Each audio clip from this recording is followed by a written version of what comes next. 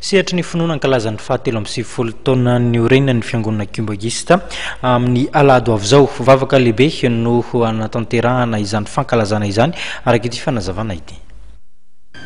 Ny 6 avril amin'ny lahady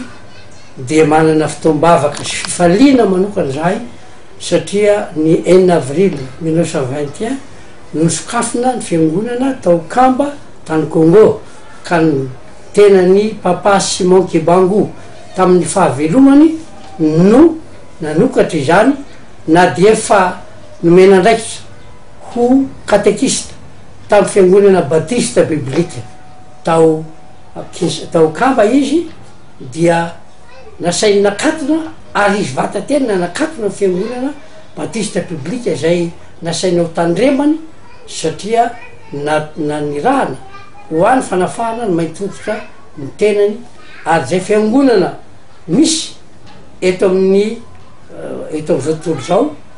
dia miara-paly amin'ny andro alahady io ny 6 avril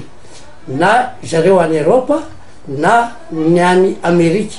avaratra ampovoany sy atsimo indrindrandrindra reo firenena maro ao Afrika mainty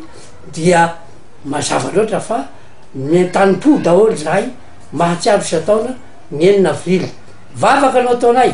fa tsy anaovana karazana publicité hoe zao mba hisarenany olona fa mivavaka nefa mino no anoizanay ny asa zay maha Kibagista izay